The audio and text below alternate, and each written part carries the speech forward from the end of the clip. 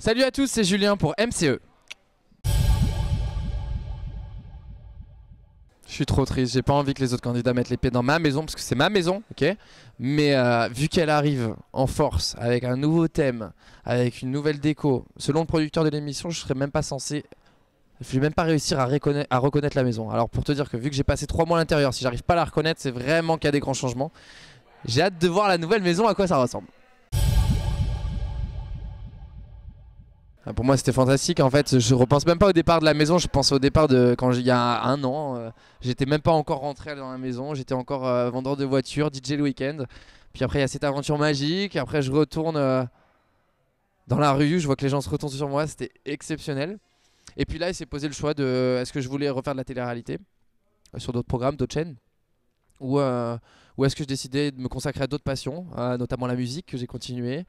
Je me suis inscrit au cours Florent, j'ai fait du théâtre. Et j'ai commencé grâce à TF1 à pouvoir faire des interviews. Et je suis vraiment fier du chemin parcouru. Et puis tout ça en fait cumulé fait qu'ils ont pensé à moi pour la Secret Family. C'était un souhait de ma part, mais ils y ont réfléchi, ils se sont dit pourquoi pas Julien. Et je suis vraiment très heureux.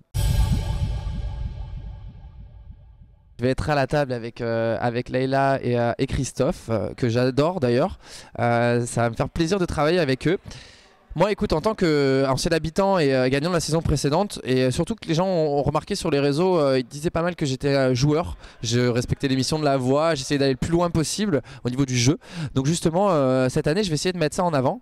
Et on va pouvoir discuter autour de la table des nouveaux habitants. Est-ce qu'ils prennent des bonnes décisions, des mauvaises décisions? Est-ce qu'ils vont aller loin ou est-ce qu'ils courent à leur perte? Je vais être là pour examiner un peu tout ça et donner mon avis là-dessus.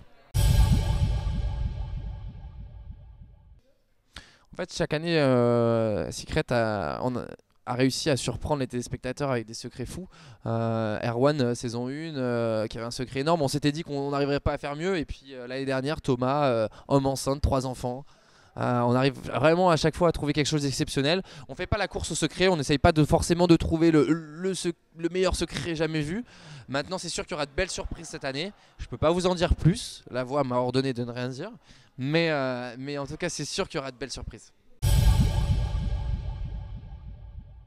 Alors cette année, la maison des secrets se transforme en campus des secrets. C'est-à-dire qu'on va tous faire notre entrée ensemble, on va enfiler nos petits cartables et on va retourner sur les bancs du campus. Version à l'américaine, plutôt cool. Et on va retrouver l'esprit un peu de fraternité. On va retrouver une maison qui va être complètement redécorée, plein d'énigmes. C'est vrai que on va en avoir plein la vue. Et je sens qu'on va être pas mal de fois en tension cette année par rapport au nouveau casting qui arrive. Et surtout, il y aura un énorme chamboulement. On ne peut pas vous dire quand, mais il va y avoir quelque chose. Les candidats ne sont pas du tout prêts à ce qui va leur arriver. Ils ne savent pas à quelle sauce ils vont être mangés. Et croyez-nous que nous, on va se régaler à les regarder et à tout analyser dans le débrief.